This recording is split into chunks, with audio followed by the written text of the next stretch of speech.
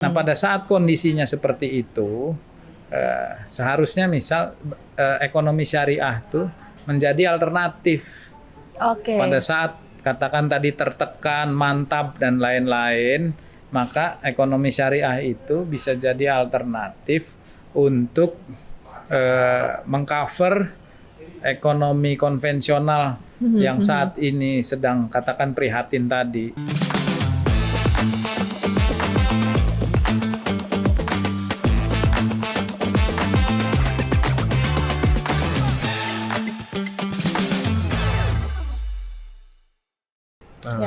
Kan kita juga tahu komposisi kepemilikan aset di kita, walaupun tadi Muslim paling besar, tapi kita coba aja hitung dengan jari gitu ya, siapa sih pengusaha Muslim yang besarnya.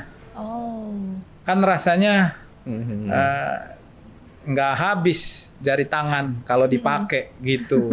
Di daftar 50 aja kayaknya. Iya, makanya kan ini 10 loh. 10 siapa sih pengusaha Muslim terbesar gitu ya di negara ini, kan berarti perlu diperbesar, dan saya kira pemerintah sekarang sadar itu kok. Dan akan mendorong sehingga jumlah pengusaha Muslim yang besar itu jadi paling enggak jari kita habis nyebut gitu. Pasti jadi barungah juga Pak. Kita kesusahan loh nyebut pengusaha Muslim. Mungkin dia kan Mes bisa bikin daftar tuh Pak, kayak model-model Forbes. Daftar 50 orang terkaya Muslim gitu kan. Iya.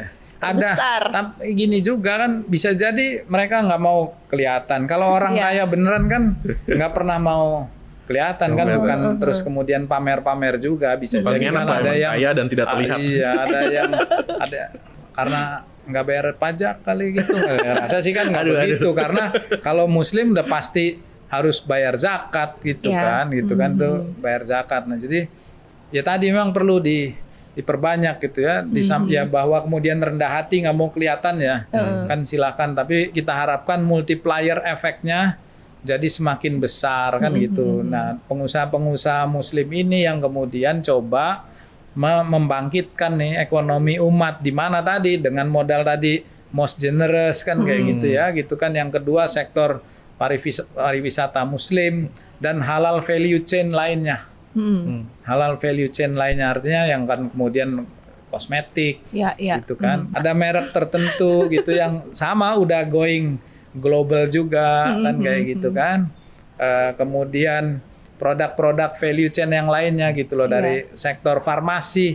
Farmasi juga kita termasuk yang paling besar, dan masih ada BUMN juga di situ berkontribusi gitu. Ini yang perlu digali lebih lanjut. Pak, tapi jadi pertanyaan nih Pak, ngomongin soal ekonomi masyarakat Indonesia saat ini. Pokoknya headline-nya ya Pak ya, kalau di ekonomi kan dalam beberapa waktu terakhir tuh kayak daya beli masyarakat tertekan, ekonomi lagi challenging gitu kan, lagi penuh tantangan. Makan tabungan. Iya, makan tabungan tuh sering banget CNBC kan tulis beritanya makan tabungan, mantap gitu. Nah, tapi pertanyaannya tuh Pak, ini tuh kayak ayam sama telur nggak sih Pak? Maksudnya kayak ekonominya secara keseluruhan ini harus bagus dulu baru dia bisa ngeboost ekonomi syariah, atau sebetulnya ada perspektif lain? Iya, nah gini, tadi yang menarik tuh challenging gitu. Nih, nyebut, saya kadang juga nyebut kalau rapat ya kita bikin target itu. Target tuh pasti challenging kan ya? Iya. Nah, karena katanya, singkatannya tuh challenging tuh targetnya celeng, dapatnya anjing, ya kan? Jadi targetnya lebih tinggi ya, yang didapat nggak seperti yang di ini. Tapi kan tetap sesuatu yang masih bisa dicapai dan realistis. Nah pada saat kondisinya seperti itu, seharusnya misal ekonomi syariah tuh menjadi alternatif.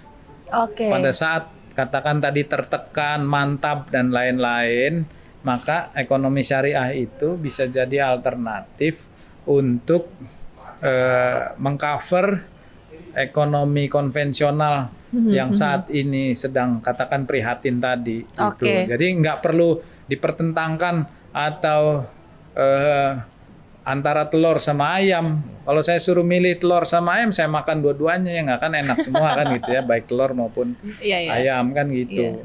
Jadi saya kira bisa pada saat yang sama itu didorong sehingga pada saat tidak tercapai dari yang konvensional maka di cover oleh yang syariah. Tapi logikanya gimana tuh Pak? Apakah artinya balik lagi ya, kalau ekonomi syariah kan kita kenal ada yang namanya ziswaf tadi kan, zakat, infak dan lain sebagainya gitu kan. Apakah artinya si ziswaf ini lah yang bisa jadi potensi untuk bisa menggerakkan perekonomian secara keseluruhan? Iya betul. Nah, karena begini, ketika contoh deh sederhana baru kemarin kan kita ribut nih urusan pajak naik nih. Ya kan, dari berapa? 11, 12, jadi 12 misalnya. Kalau urusan pajak pasti berdebat, tapi urusan zakat, gitu ya. Kalau kita urusan zakat nggak akan berdebat karena itu udah perintah Tuhan, udah kewajiban gitu. Kita kan nggak pernah kemudian mendengar bahwa akan ada perdebatan tentang zakat, walaupun memang berbeda dengan pajak. Kalau zakat tetap aja angkanya kan nggak akan naik Pak. Dari zaman Nabi sampai sekarang ya 2,5% itu angkanya tetap kan kayak gitu, angkanya tetap gitu loh.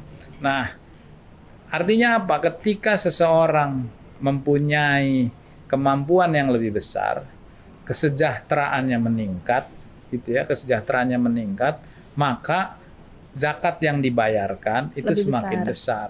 Tetapi ketika untuk masyarakat tertentu yang mengalami kesulitan dan kemudian katakan pendapatannya turun misalnya, kemudian turun, maka kewajiban zakatnya pun bisa jadi nggak harus bayar atau ya tadi juga sama menurun gitu ya.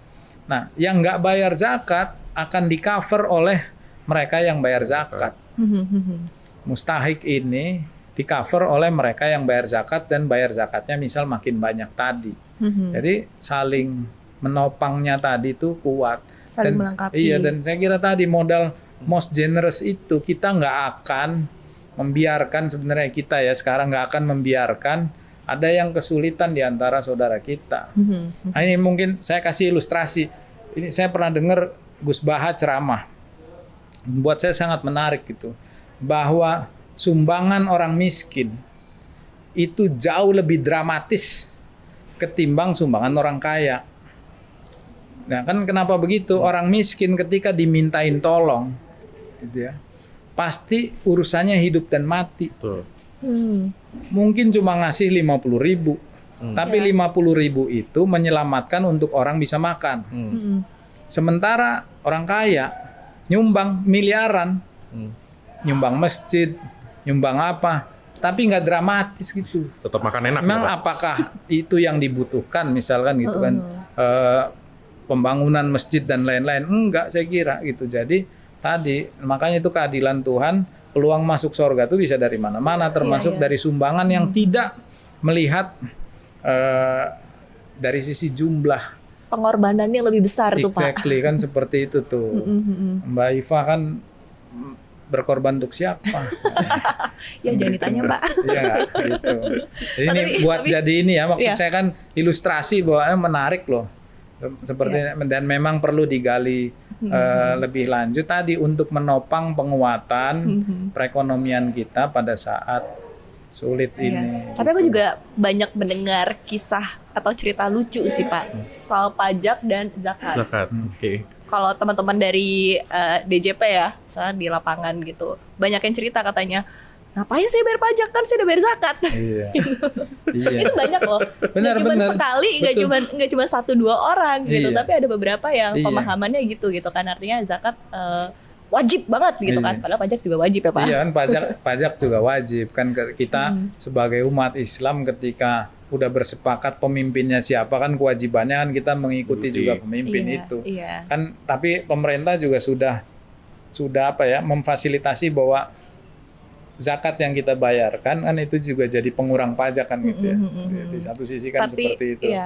Tapi tadi ya intensifikasi dan diversifikasi ini yang terus tadi dari sisi Ziswaf dan lain-lain itu juga bisa dilakukan.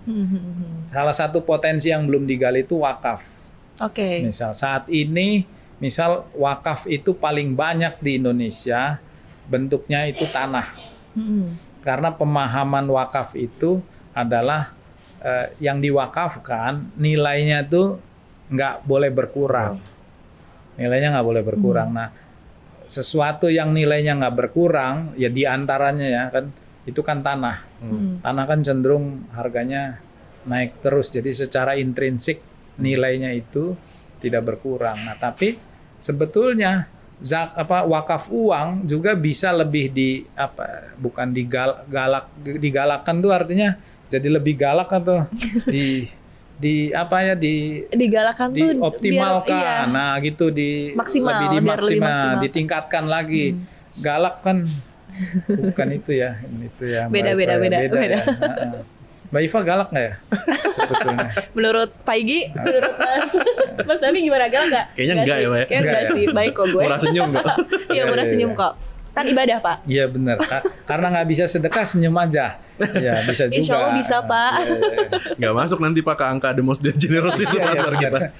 Salah satu yang berpartisipasi. Iya betul. Nah gitu saya kira.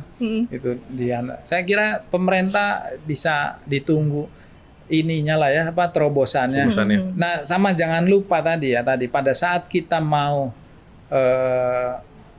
menobatkan diri sebagai pusat ekonomi syariah di dunia dengan alasan penduduk muslimnya paling banyak tadi gitu ya. Walaupun tadi belum berdaya juga sepenuhnya, dan bahasa lainnya itu jangan cuma jadi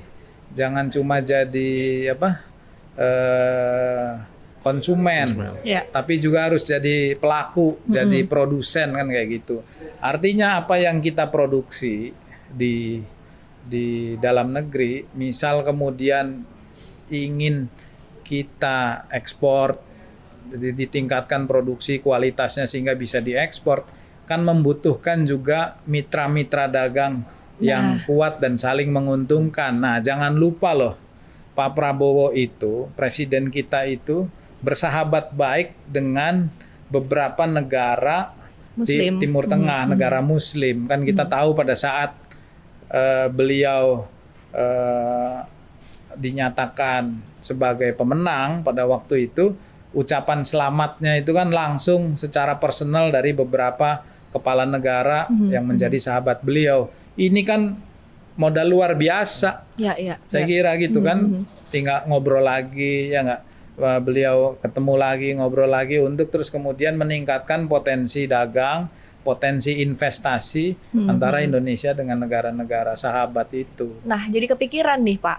Tadi kan balik lagi Pak Igi bilang saat ini kondisinya gitu-gitu aja ya Pak ya. Tadi itu berarti berlaku untuk baik di sektor keuangan, investment dan lain sebagainya, dan juga di sektor real Pak. Iya. Sektor real juga berarti menurut Pak Igi juga gitu-gitu aja gitu. Kalau sektor real kan banyak ya sektornya, misalnya kayak fashion gitu, atau misalnya produk makanan gitu kan. Nah, emang kondisinya kayak gitu, atau dengan kondisi saat ini daya beli masyarakat tertekan, balik lagi itu bakal jadi challenge tersendiri juga nggak sih Pak untuk sektor real ini di syariah ya bisa berkembang? Ya ini tadi ya saya lurusin dulu gitu. Ini kan ada yang bilang gitu-gitu aja. Saya sebut juga nih masih gitu-gitu aja kan gitu.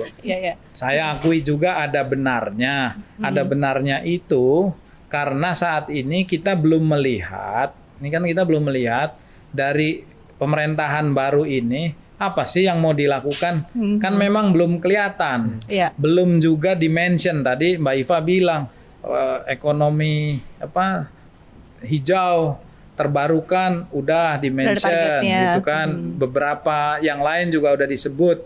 Nah, kita kan memang belum mendengar ada statement khusus, ada arahan khusus terkait ekonomi syariah ya kan dari pemerintah. Tadi saya sih yakin dalam waktu dekat gitu ya. Saya kira dia sebagai contoh ada Pak Wamenkyu yang juga sebelumnya di BPKH gitu ya, keuangan haji yang juga kemudian lama berkiprah juga di syariah, pasti juga akan ikut mengawal dan mendorong ini gitu saya kira gitu. Karena emang kita belum dengar. Iya. Nah, tapi kan tadi di sisi lain ya sabar dikit kali kan gitu kan. Kalau sabar banyak, sabar gitu, berapa harokat saya harus sebutkan gitu kan biar agak panjang gitu. Ini harusnya kita tanya Mas Davi juga Bener Pak ya? Igi, karena Mas Davi juga kan yang menyortir nih berita-berita soal ekonomi syariah. Iya, ya nggak tahu Mas Davi. Tapi emang datanya sih ada Pak, ini nggak ada sesuatu yang pernah ke mention dan kayak selain misalnya kalau di lembaga keuangan yang berulang itu kan berita tentang BSI, labanya meningkat gitu kan, kemudian pencapaiannya juga baru, misal ada terobosan baru gitu ya. Emang saya agak setuju juga sih Pak sama ya gitu-gitu aja karena secara posisi kita emang naik tuh peringkatnya dari 10 ya kalau nggak salah awalnya ya 5 tahun lalu ke posisi 3. Tapi kok kalau ngelihat market share di finansial kok angkanya masih kisaran 10 apa di bawah 10% bahkan sekarang kan ya. Terus sumbangsi ke PDB juga kok yang nggak signifikan juga. Nah ini ada apa sih nih? Sementara yang digembar-gemborin terus kan 80% populasi muslim Indonesia, 200 berapa tuh 20-30 juta. Itu kan besar banget gitu. Nih, apa sih masalahnya sebenarnya? Nggak gini. Gitu-gitu aja itu dari posisi terakhir yang sudah dicapai. Tapi kita nggak boleh menafikan juga bahwa progresnya dalam 10 tahun terakhir itu udah luar biasa. Sudah bagus. Tetapi kita ngerasa itu belum optimal. Betul, Pak. Dengan kondisi bahwa mayoritas muslim terbesar dan lain sebagainya itu harusnya jauh lebih keren dari ini, jauh lebih besar dari ini. Gitu. Pak, tapi negara peers kita tuh gitu-gitu aja juga atau nggak? Apa cuma terjadi di Indonesia aja nih Pak? Negara yang lain ya sebenarnya sama ya kan, kita juga coba lihat ada terobosan baru nggak sih di dunia ekonomi syariah? Kalau bicara 2 tahun terakhir ya rasanya juga memang sama-sama aja. Sama-sama aja kan, kita belum melihat misal ada inovasi produk baru gitu kan. Ada inovasi misal di lembaga keuangan itu ada hal yang baru gitu. Tapi di Indonesia justru akan dimulai baru kan. Tadi ya memang karena kita masih terbesar tuh ditopang oleh sektor perbankan syariah gitu. Seperti BSI tahun ini kan memulai mengenalkan bank assurance syariah. Jadi sesuatu yang baru kan harus diakui juga sesuatu yang baru. Nah, tapi tadi secara makro, secara nasional ada terobosan penting yang bisa dirasakan langsung oleh umat, oleh publik. Ya memang harus diakui belum ada lagi, belum ada gitu ya.